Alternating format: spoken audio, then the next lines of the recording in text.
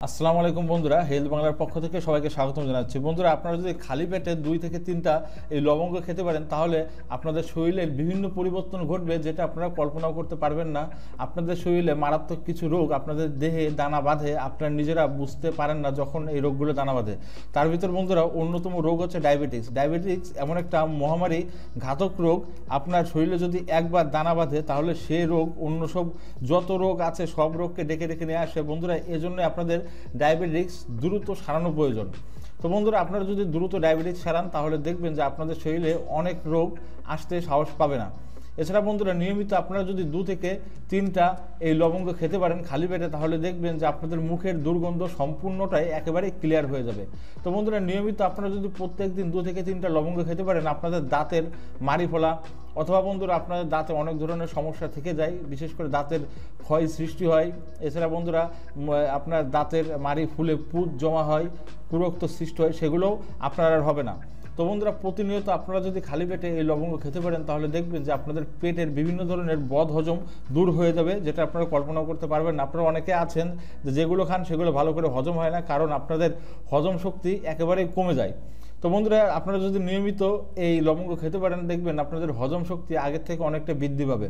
তো বন্ধুরা, অনেকেই লক্ষ্য করবেন যে আপনাদের জিহ্বায় ঘা হয় অথবা জিহ্বার নিচে অথবা জিহ্বার উপরের সাইডে আপনাদের ফুটকুনি বিভিন্ন ধরনের রোগবালাই সৃষ্টি হয় এবং এ কারণে আপনাদের খেতে সমস্যা হয়। তো বন্ধুরা, এজন্য আপনারা নিয়মিত খালি পেটে যদি এই 3 থেকে 4টা লবঙ্গ খেতে পারেন তাহলে দেখবেন যে আপনাদের জিহ্বায় এই ধরনের কোনো ঘা সৃষ্টি হবে না। তো বন্ধুরা, নিয়মিত আপনারা যদি এই লবঙ্গ খেতে পারেন তাহলে দেখবেন যে আপনাদের জট ঠোঁটের রোগ একেবারেই সেরে যাবে। অনেকে আছে যে জট ঠোঁটের জন্য ভালো করে খেতে পারেন না, বিশেষ করে আপনাদের ঠোঁটের দুদিকে লেগাম ফাটা অনেকে বলে থাকে, এই ধরনের সৃষ্টি হয় এবং ওখানে প্রচণ্ড ঝাল লেগে থাকে, এই জন্য আপনারা খেতে পারেন না।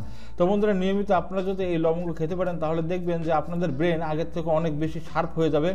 এজন্য আপনারা অনেক দিনের কথাও মনে রাখতে পারবেন, আপনাদের তেমন কোনো সমস্যা হবে না।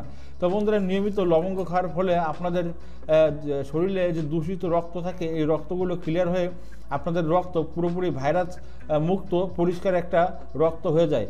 তো বন্ধুরা, যাদের শরীরে হিমোগ্লোবিনের অভাব আছে আর এই হিমোগ্লোবিনের অভাবের জন্য আপনাদের রক্ত পরিপূর্ণভাবে লাল হয় না, তো নিয়মিত বন্ধুরা আপনারা যদি এই লবঙ্গ খেতে পারেন তাহলে দেখবেন যে আপনাদের শরীরের রক্তে হিমোগ্লোবিনের মাত্রা বেড়ে যাবে এবং পারফেক্টভাবে আপনাদের শরীরের রক্তের কালারটাও হয়ে যাবে।